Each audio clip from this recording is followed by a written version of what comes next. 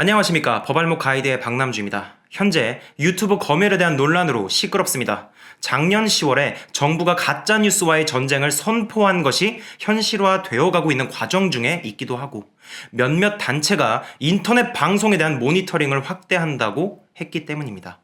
저는 오늘 이 유튜브 검열이 어떤 식으로 이루어지고 있는지에 대해서 정리한 것을 여러분들께 공유하고자 합니다. 저는 세 가지 방식의 제재를 말씀드리겠습니다. 첫 번째는 방심이나 방통위를 통한 제재입니다. 조선일보에 따르면 박광원 더불어민주당 최고위원은 12일 방송통신심의위원회에 5.18 민주화 운동과 관련해서 12개 유튜브 채널 60여 건에 대한 통신심의 신청을 접수했다라고 밝혔습니다.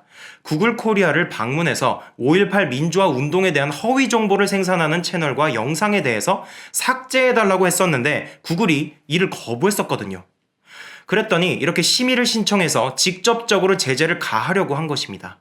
아시아 경제에 따르면 위 영상들이 정보통신에 관한 심의 규정 제6조 헌법에 반하여 역사적 사실을 현저히 왜곡하는 정보, 그리고 제8조의 사회통합 및 사회질서를 저해하는 내용에 해당하기 때문에 정보통신에 관한 심의 규정을 명백하게 위반했다고 하는 것입니다. 노컷 뉴스에 따르면 박 의원은 제재가 결정된다면 국내 통신망 사업자들에게 해당 영상들에 대한 차단을 명해서 국내에서 그 영상들을 볼 수 없도록 할 수 있다고 하는데, 이게 실제로 된다면 문제되는 유튜브 영상도 이제 해외 불법 사이트처럼 막혀서 못 볼 수도 있는 것입니다. 실제로 어떻게 처리가 될지 매우 궁금하네요. 그런데 방금 말씀드린 제8조 사회통합 및 사회질서를 저해하는 내용에 대한 것을 보면 매우 걱정이 되는 부분이 있습니다. 거길 보면 합리적 이유 없이 성별, 종교, 장애, 연령, 사회적 신분, 인종, 지역, 직업 등을 차별하거나 이에 대한 편견을 조장하는 내용이라는 것이 포함되어 있는데요.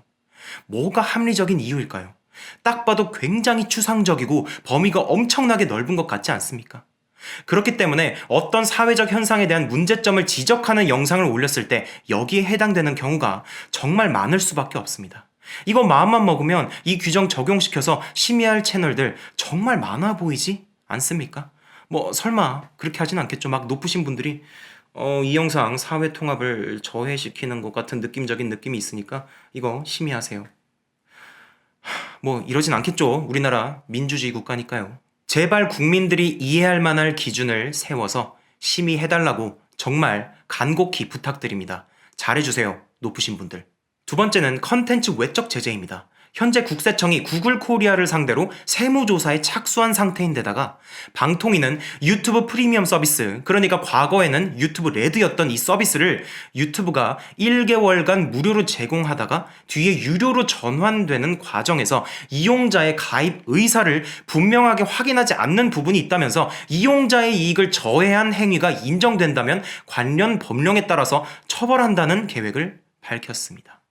게다가 작년 12월 13일에 방통위 산하 인터넷 상생 발전 협의회에서 해외 사업자가 국내 실정법을 위반할 경우 국내법에 따라서 처벌하거나 서비스 자체를 중단하는 제재 방안이 담긴 보고서를 채택했다고 하는데, 이거 우리나라도 중국처럼 유튜브 정지되는 거 아닌지 모르겠네요. 아니겠죠? 여러분들, 아니겠죠? 우리나라 공산국가 아니잖아요. 그렇죠? 이런 식으로 컨텐츠와 직접적으로 상관없는 것들로 구글 코리아에 대한 압박이 가해지고 있는데, 표면적으로는 다른 이유가 있지만, 그리고 의도하지 않았다고 할 수도 있겠지만 유튜브 검열에 간접적으로 영향이 갈 것이라고 생각합니다. 이런 식으로 제재가 들어온다면 구글도 유튜브 검열에 대한 요구를 더 잘 받아들이는 쪽으로 생각해 볼 것 같네요. 국내에서 유튜브 서비스가 종료될 수도 있는데 돈 벌려면 구글도 어쩔 수 없지 않겠습니까? 마지막으로는 유튜브 플랫폼 자체를 이용한 제재입니다. 유튜브에는 커뮤니티 가이드 위반 경고라는 제재가 있습니다. 성적인 것이나 또는 폭력적인 것, 또는 위협적인 것, 또는 혐오나 증오를 유발시키는 등의 내용이 유튜브 자체적으로 정한 정도를 넘어선다고 생각하면 커뮤니티 가이드 위반 경고를 주면서 해당 영상을 삭제해버립니다. 이게 3번 누적되면은 채널이 아예 삭제되어 버리고 그 유튜버는 아무리 채널을 다시 만들어도 계속 삭제당합니다.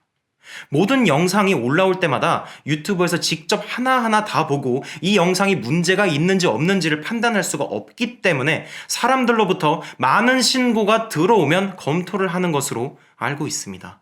그렇기 때문에 누군가가 A라는 집단에 대해서 아주 혐오적이고 증오성 강한 영상을 올렸을 때 이 A라는 집단에서 신고를 집단적 그리고 조직적으로 한다면 그 영상이 사라질 확률이 매우 높게 되는 것이죠. 여성 혐오, 남성 혐오, 그리고 온갖 종류의 혐오를 패키지로 했던 몇몇 대형 유튜버들도 이런 방식으로 유튜브에서 사라졌습니다. 특정 목적을 이루기 위해 모인 집단이라면 매우 쉽게 할 수 있는 방법이기 때문에 자신의 집단에 해가 되는 영상이라고 생각된다면 어느 집단이든 사용할 수 있겠죠. 특히 어떤 사안에 대해서 모니터링을 강화한다고 한 집단이라면 더더욱 쉬울 것입니다. 이 커뮤니티 가이드 위반 경고라는 것이 어떤 상황에 걸리는지 매우 애매하기 때문에 저도 가끔 불안할 때가 있습니다. 그래서 만약에 제가 어떠한 집단의 공격을 받아서 경고 3회로 채널이 날아간다면 이렇게 가면을 쓰고 다시 할 수도 있지는 않을까에 대해서 생각을 해봤는데 아무리 숨겨도 제 말투와 말하는 방식 자체가 좀 특이한 편이기 때문에 아무리 이렇게 가면을 쓰고 다른 채널을 열어도 어떻게든 걸려서 유튜브는 영원히 못할 것 같다는 생각이 드네요. 그렇기 때문에 저는 더욱더 유튜브 커뮤니티 가이드 위반에 해당되는 부분이 있는지 없는지 자체적으로 검열을 더욱더 빡세게 해야 할 것 같습니다. 이 채널 사라지면 아쉬워하실 분들 한두 분은 계실 테니까 말이죠. 오늘 영상은 여기까지입니다. 감사합니다.